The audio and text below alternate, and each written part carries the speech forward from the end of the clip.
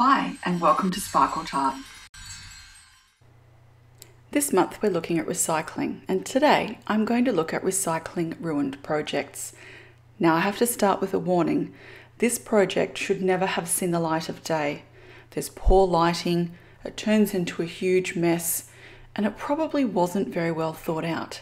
But in the interest of public information, I'm going to expose one of my worst projects.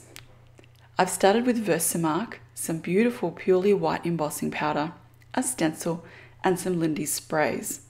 It all sounds great about here, doesn't it? So the first thing you need to do is squish that Versamark stamp pad through the stencil onto your piece of cardstock. And this will create a beautiful pattern and some texture to put your embossing powder onto. Now, just like normal, once your embossing powder is on the ink, tap the excess off onto a piece of scrap paper. Remove some sections of the embossing powder before heat setting for a scruffy look. Isn't that gorgeous? Absolutely beautiful background. Now the next step is to spritz it with a little water, and this is going to make sure that anything I put over the top is a lot softer looking and sort of doesn't make spotty bits. So the water is the trick to get those Lindys to blend. I'm going to add Baby Blue Eyes Aqua as my base colour. This will give a nice sky blue background.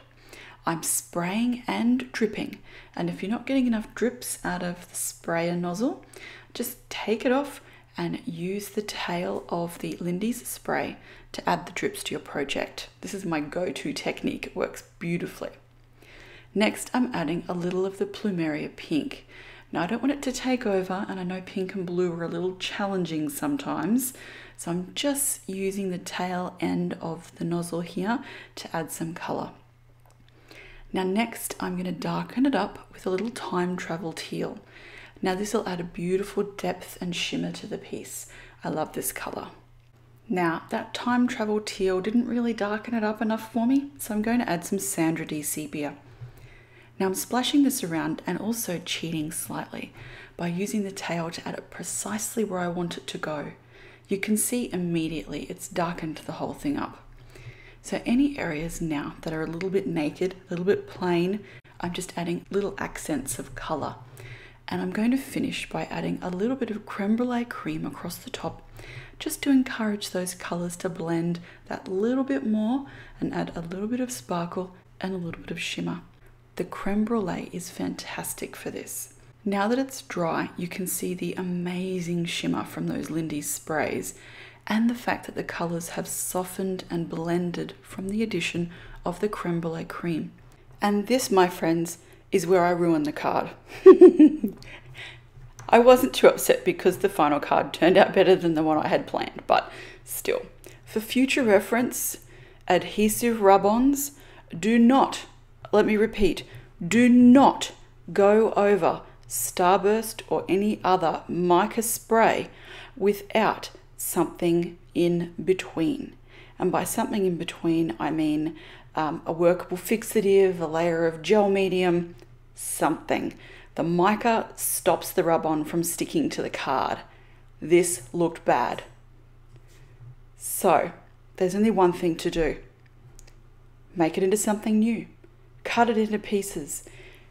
Just destroy it and call it part of the creative process. And that's what I decided to do here. So I've grabbed an EK Success 3-in-1 punch. Now this one is the butterflies, and I love it because it's got a large butterfly and two smaller ones. Now, what you can see me doing is picking the most interesting parts of my background, the prettiest colors, the most amazing patterns, all the best bits. So from the thing that you have just turned into garbage, grab all of the bits you can salvage. You might want to make mini tags. You might like to cut embellishments out like I'm doing. You may like to cut it into little collage squares. Don't throw it away. Repurpose it, reuse it.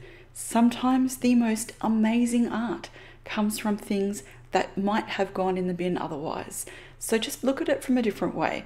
Don't feel too disappointed that your original idea didn't work out. Just think of it as a learning curve. I certainly know now to add a layer of workable fixative or gel medium over my sparkly sprays before using rub-ons. Now you can see I have the most gorgeous butterfly collection as a result of this, and I may have hoarded some for using later as well. But today I'm going to use these to make a really simple little card. So I have an Express It mixed media square. These are thicker than your average cardstock. It's like a mat board, and they're fantastic for adding sprays or wet mediums, collagey stuff, mixed media, or in my case, recycled projects. Now, this is so simple. Because there is nothing else on the background, my rub-ons will now stick a whole lot better. So I'm going to use another one.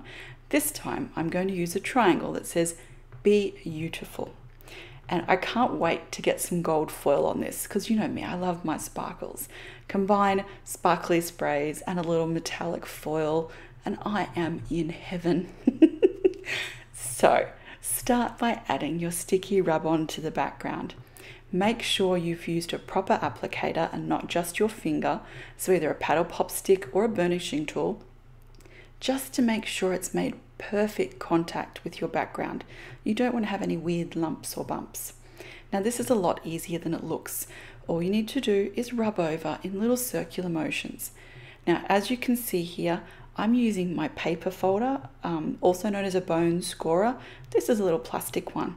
It works beautifully because it's wonderful and smooth. I'm going to add a few little embellishment versions of this as well. A couple of little hearts to go behind my butterflies. And now comes the fun part. So I'm peeling off the protective coating and laying some gold metallic foil over the top. And it's really simple. You just lay it with the shiny, pretty side facing towards you, and then using that same scorer, paddle pop stick, bone folder, carefully smooth it over your adhesive rub-on. Once you can see it's made great contact, just peel it straight off. Now I'm going to add foil to all of my background elements. Now I have to find a way to tie my new background in with my old butterflies. And I'm going to do that by adding just a few drips, and I really do mean just a few drips, of the same colors that I used to color the butterflies. Well, the original background, you know what I mean. So I'm using some of the Pink Lady's Pink. So I'm going to add some of the Baby Blue Eyes Aqua, and then a little of the Creme Brulee Cream, just so it ties all of those colors together on the butterflies without taking over from them.